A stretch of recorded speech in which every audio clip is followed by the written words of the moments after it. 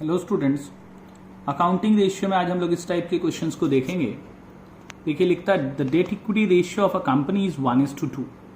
Debt equity ratio दिया 1:2। लिखता which of the following suggestions would improve, decrease और not change it. लिखता है कि आपको ये नीचे 5 पॉइंट दिया है। अब बोलता है इनमें से किस पॉइंट में इम्प्रूव होगा, किस में डिक्रीज होगा और किस में कोई चेंज डेट इक्विटी रेशियो में नहीं होगा। तो सबसे पहले डेट इक्विटी रेशियो का फॉर्मूला याद करें तो डेट इक्विटी रेशियो का फॉर्मूला होता है long term debts divided by share holders fund. Long term debts divided by share holders fund. अब पहला पॉइंट देखो दिया इशू ऑफ इक्विटी शेयर्स। तो अब जरा सोचो कि शेयर इशू करेंगे अगर तो क्या होगा, शेयर होल्डर्स फंड हमारा इंप्रूव करेगा नहीं। शेयर इशू करेंगे तो लॉन्ग टर्म डेट्स में तो कोई प्रभाव नहीं पड़ेगा, लेकिन शेयर होल्डर्स फंड हमारा बढ़ जाएगा। Equity share share holders fund का पार्ट है। शेयर इशू करेंगे तो शेयर होल्डर्स फंड बढ़ जाएगा, तो हमारा डिनोमिनेटर बढ़ जाएगा और न्यूमरेटर में कोई चेंज नहीं होगा। तो डिनोमिनेटर बढ़ेगा तो रेशियो रिड्यूस करेगा या डिक्रीज करेगा। दूसरा है cash receive from trade receivables. Trade receivable यानी डेटर्स से पैसा मिला, तो डेटर्स से पैसा मिलेगा तो कैश बढ़ेगा, डेटर्स घटेगा। ना कैश इन दोनों में से किसी का पार्ट है और ना डेटर्स इन दोनों में किसी का पार्ट है, यानी डेटर्स से पैसा मिलेगा तो इन दोनों में कोई चेंज नहीं होगा। ना लॉन्ग टर्म डेट्स में कोई फर्क पड़ेगा, ना शेयर होल्डर्स फंड में कोई फर्क पड़ेगा, तो नो चेंज। रेशियो में भी कोई फर्क नहीं पड़ेगा। नेक्स्ट देखो sale of goods on cash basis. Goods बेचें नगद, तो गुड्स बेचें तो हम लोग का गुड्स इसमें नहीं आता, न लॉन्ग टर्म डेट्स में न शेयर होल्डर्स फंड में। और पैसा आया तो पैसा भी इन दोनों में नहीं आता है, तो यहां भी नो चेंज। लेकिन सवाल आता है यहां पे अगर कि मान लो लिख देता गुड्स प्रॉफिट में बेचें, तो प्रॉफिट में अगर बेचते तो शेयर होल्डर्स फंड बढ़ जाता, क्योंकि प्रॉफिट शेयर होल्डर्स फंड का पार्ट है। लेकिन यहां ऐसा कुछ दिया नहीं है, तो नो चेंज। नेक्स्ट देखो repayment of long term borrowings. Long term borrowings का पेमेंट किए। Long term borrowings long term debts का पार्ट है। लॉन्ग टर्म डेट्स का पेमेंट करेंगे तो लॉन्ग टर्म डेट्स घटेगा, और लॉन्ग टर्म डेट्स घटेगा यानी न्यूमरेटर घटेगा, और न्यूमरेटर घटेगा तो हमारा रेशियो जो है रिड्यूस कर जाएगा। लास्ट है purchase of goods on credit. Goods उधार खरीदे, तो गुड्स उधार खरीदेंगे तो भी इन दोनों में कोई चेंज नहीं होगा, ना लॉन्ग टर्म डेट्स में कुछ होगा ना शेयर होल्डर्स फंड में, तो ये भी नो चेंज। यानी न्यूमरेटर बढ़ेगा तो रेशियो बढ़ेगा, न्यूमरेटर घटेगा तो रेशियो घटेगा, डिनोमिनेटर बढ़ेगा तो रेशियो घट जाएगा, और डिनोमिनेटर घट जाएगा तो रेशियो बढ़ जाएगा। तो इस पॉइंट में ना न्यूमरेटर में कुछ हुआ ना डिनोमिनेटर में कुछ हुआ, तो रेशियो में कोई चेंज नहीं होगा। अब इस क्वेश्चन को देखते हैं। देखो लिखता है करंट रेशियो दिया 2:1 और फिर वही आपको इंप्रूव रिड्यूस बताना है। पहला पॉइंट दिया purchase of goods on credit, goods उधार खरीदे। करंट रेशियो दिया है 2:1। करंट रेशियो होता है current assets by current liabilities. अब लिखता है गुड्स उधार खरीदे, तो इसमें क्या चेंज होगा। तो आप सबसे पहले देखो यहाँ पे गुड्स उधार खरीदेंगे तो गुड्स आएगा, गुड्स आएगा मतलब गुड्स बढ़ेगा, और गुड्स करंट एसेट्स का पार्ट है। और क्योंकि उधार खरीदे तो क्रेडिटर बढ़ेगा, और क्रेडिटर करंट लायबिलिटीज का पार्ट है। तो जब गुड्स उधार खरीदेंगे तो हमारा करंट एसेट्स बढ़ेगा क्योंकि गुड्स आया, और लाइबिलिटी बढ़ेगा क्योंकि क्रेडिटर बढ़ा। तो ऊपर नीचे यानी न्यूमरेटर डिनोमिनेटर दोनों में इंक्रीज हो जाएगा सेम अमाउंट से। तो जब भी ऊपर नीचे यानी न्यूमरेटर डिनोमिनेटर दोनों में चेंजेस हो तो हम लोग को इसको थोड़ा लिख लेना चाहिए। कैसे, तो कुछ एज्यूम कर लेंगे, कुछ सपोज करेंगे। जैसे मान लो करंट एसेट्स को मान लिए 2 लाख और करंट लाइबिलिटीज मान लिए 1 लाख। इसी रेशियो में आपको मानना है। Ratio current assets by current liability, ratio है 2:1। तो करंट एसेट्स को मान लो 2 लाख और करंट लायबिलिटीज को मान लो 1 लाख, तो रेशियो हो गया 2:1। अब गुड्स उधार खरीदें तो गुड्स उधार खरीदें मान लो 1 लाख का, ये तीनों चीज हम लोग मान लिए। तो करंट रेशियो का फॉर्मूला है current assets by current liability.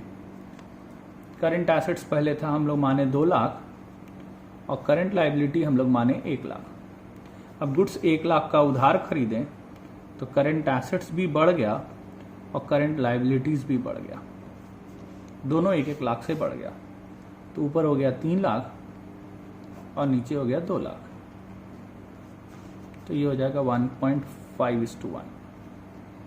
ठीक है, तो रेशियो पहले था 2:1, अब हो गया 1.5:1। इसका मतलब है रेशियो रिड्यूस कर गया। तो जब न्यूमरेटर डिनोमिनेटर दोनों बढ़ गया तो हमारा रेशियो रिड्यूस कर गया, लेकिन ऐसा जरूरी नहीं है हर बार होगा। ये रेशियो 1 से बड़ा था इसलिए ऐसा हुआ। अगर रेशियो 1 से छोटा होता तो ये इम्प्रूव कर जाता। तो आप हमेशा इसको ना, जब भी न्यूमरेटर डिनोमिनेटर दोनों में चेंज हो तो एक एग्जाम्पल लेके सॉल्व करके बता देना। ठीक है, ऐसा ही दूसरा पॉइंट भी हो सकता है, हम अपने मन से ले लेते, बुक में नहीं है। जैसे मान लो यहाँ था गुड्स उधार खरीदे, दूसरा लेते हैं, अपने मन से ले रहे हैं, बुक में नहीं है। मान लो पेमेंट टू करेंट लाइबिलिटीज यानी पेमेंट टू क्रेडिटर्स। अगर क्रेडिटर्स को पेमेंट करेंगे तो क्या होगा?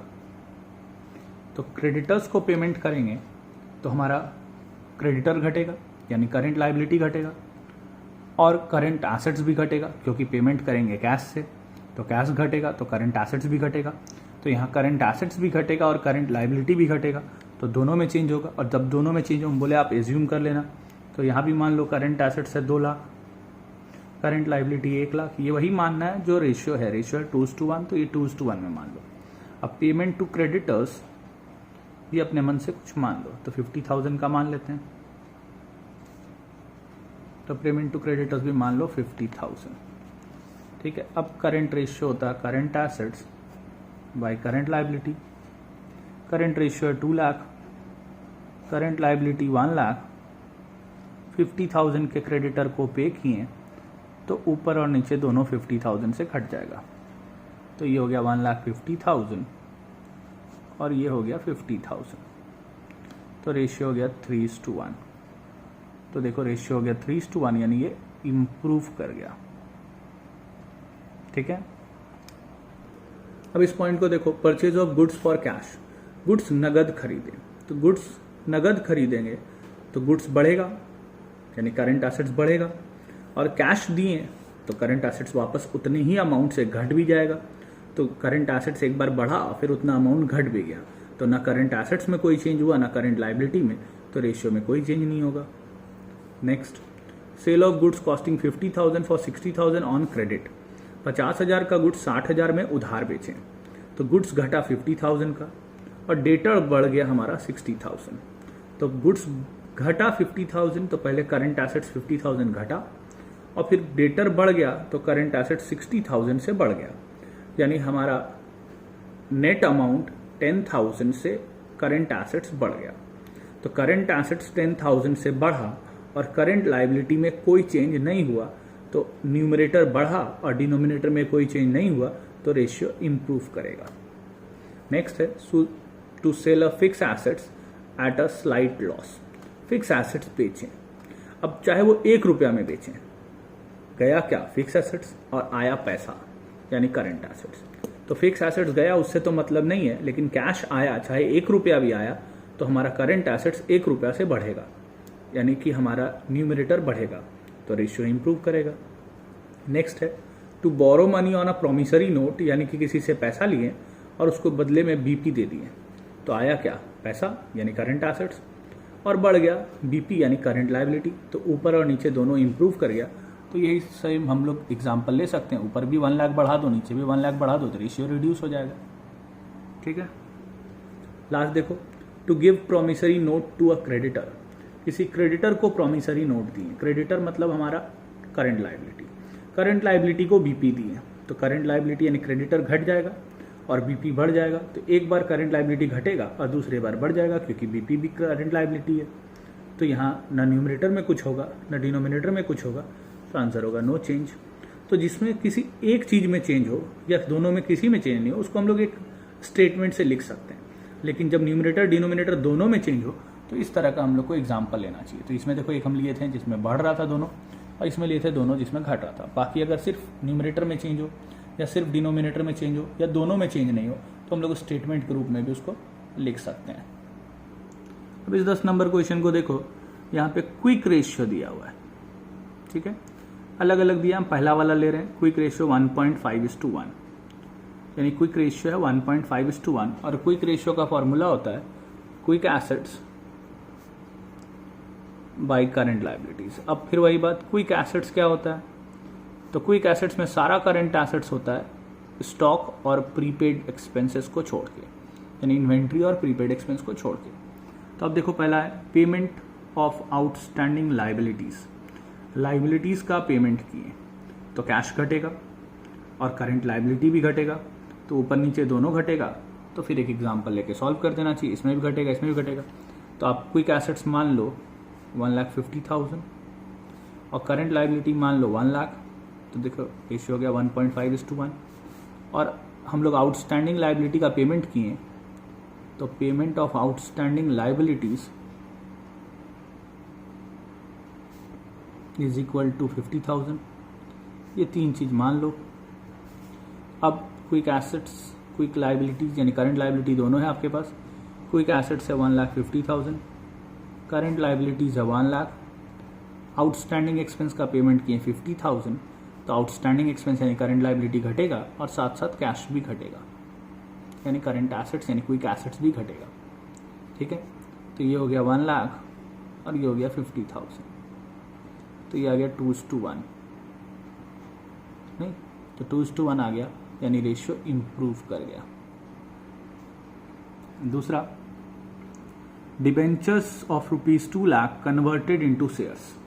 डिबेंचर्स को शेयर्स में कन्वर्ट कर दिए, तो ना यहाँ क्विक एसेट्स में कोई फर्क पड़ा ना करंट लाइबिलिटीज में कोई फर्क पड़ा, तो रेशियो में कोई फर्क नहीं पड़ेगा। तीसरा है purchase of goods on credit. Goods खरीदें उधार, तो गुड्स खरीदें तो गुड्स आया। गुड्स ना क्विक एसेट्स का पार्ट है ना करंट लाइबिलिटी का, क्विक एसेट्स में गुड्स नहीं होता है। लेकिन उधार खरीदें तो हमारा क्रेडिटर बढ़ा तो करंट लाइबिलिटी बढ़ गया। तो यहाँ क्विक एसेट्स में तो कुछ नहीं हुआ लेकिन करंट लाइबिलिटी बढ़ गया, यानी डिनोमिनेटर बढ़ गया, और डिनोमिनेटर बढ़ेगा तो रेशियो रिड्यूस करेगा। फिर B R endorse to creditors, किसी क्रेडिटर को बी आर दिए तो क्रेडिटर घटेगा, क्रेडिटर को बी आर दिए तो मेरा क्रेडिटर घटेगा और साथ में बी आर भी घटेगा, तो ऊपर नीचे दोनों घटेगा तो रेशियो इंप्रूव कर जाएगा। ये एक एग्जाम्पल हम लोग लिए हैं, सेम एग्जाम्पल ले लीजिएगा। उसके बाद आते हैं sale of goods costing 50,000 for 45,000। Goods बेचें, पैसा आया, चाहे कम आया ज़्यादा आया मतलब नहीं है। क्यों? क्योंकि गुड्स हमारा क्विक एसेट्स का पार्ट है ही नहीं, तो गुड्स में तो कुछ नहीं हुआ, मतलब गुड्स में हुआ लेकिन उसके कारण क्विक एसेट्स में कुछ नहीं हुआ। तो गुड्स गया लेकिन क्विक एसेट्स में कोई फर्क नहीं पड़ा क्योंकि गुड्स क्विक एसेट्स का पार्ट नहीं है। लेकिन बेचे तो पैसा आया, चाहे कम आया मतलब नहीं, पैसा आया तो कैश आया, और कैश क्विक एसेट्स का पार्ट है। तो आप गुड्स बेचे तो आपका क्विक एसेट्स बढ़ गया, और क्विक एसेट्स बढ़ गया मतलब आपका रेशियो बढ़ गया। दूसरा है B R drawn on a debtor. Debtor को बी आर दिए तो हमारा डेटर घटेगा, बी आर बढ़ेगा, तो क्विक एसेट्स जितना था उतना ही रह जाएगा, तो नो चेंज। फिर पेड रेंट इन एडवांस, तो रेंट दिए तो कैश गया लेकिन एडवांस में दिए, और प्रीपेड जो होता है वो हमारा क्विक एसेट्स का पार्ट नहीं होता है, तो कैश घटने से क्विक एसेट्स घट गया यानी न्यूमरेटर घट गया तो रेशियो रिड्यूस कर जाएगा। ठीक है, फिर लास्ट है trade receivable included a debtor of Shri Ashok who paid his entire amount due ₹9700। यानी कोई डेटर था हमारा, वो पूरा का पूरा पैसा दे दिया, तो डेटर पैसा दिया तो कैश बढ़ेगा और डेटर घटेगा। तो क्विक एसेट्स में एक बार कैश बढ़ेगा और दूसरी बार डेटर घटेगा सेम अमाउंट से, तो क्विक एसेट्स के टोटल अमाउंट में कोई फर्क नहीं पड़ेगा, और करंट लाइबिलिटी में भी यहाँ कोई फर्क नहीं पड़ेगा, तो ये भी नो चेंज। तो आज इतना रहने देते हैं, आप लोग इसको बनाइएगा और कोई दिक्कत होगा तो बता दीजिएगा।